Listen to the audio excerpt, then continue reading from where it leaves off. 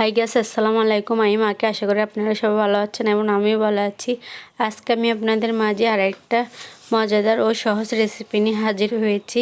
So আজকে আমি আপনাদের সাথে শেয়ার করব পালং শাক দিয়ে চিংড়ি মাছের মজাদার রেসিপি। সো দেখে নেন। প্রথমে আমি হাঁড়িতে তেল গরম করে নিব, দিয়ে দিব রসুন কুচি। রসুনগুলো এবার একটু ভেজে নেব ব্রাউন কালার।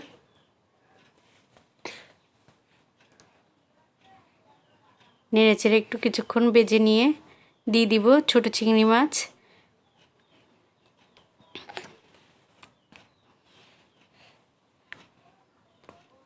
দিয়ে দিব পেঁয়াজ কুচি,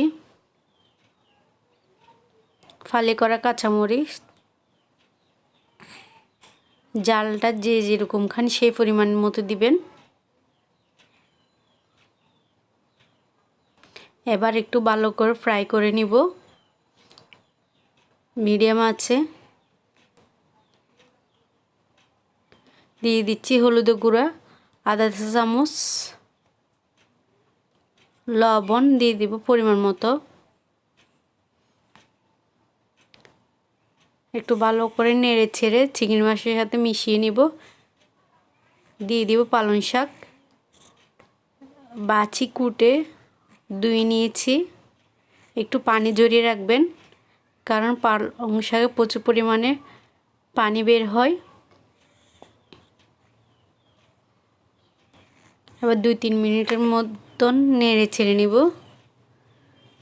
এতে কিন্তু আমি কোনো রকমের ঢাকনা ব্যবহার করব না। যেরকম শাক হোক না কেন সব শাক ট্রাই করবেন ঢাকনা না দিয়ে রান্না করার জন্য। এতে শাকের কালারটা নষ্ট হবে না। সো দেখেন কি পরিমাণে পানি বের হয়েছে। রান্না করার 2-3 মিনিট আগে শাকগুলো কেটে বেছে ধুয়ে নেবেন, পানি জড়া দিয়ে রাখবেন, তা না হলে আরও প্রচুর পরিমাণে পানি বের হবে। সো দেখলেন 2-3 মিনিটের মধ্যে মজাদার ইয়ামি স্বাস্থ্যকর একটা রেসিপি হয়ে গেল। সো এই পর্যন্ত আমার রেসিপিটা যদি আপনাদের ভালো লেগে থাকে তাহলে লাইক, কমেন্ট, সাবস্ক্রাইব এবং ফেসবুক পেজ থেকে হলে ফলো করে দিবেন। সবাইকে টাটা জানিয়ে আজকের মতন বিদায় নিচ্ছি। আল্লাহ হাফেজ।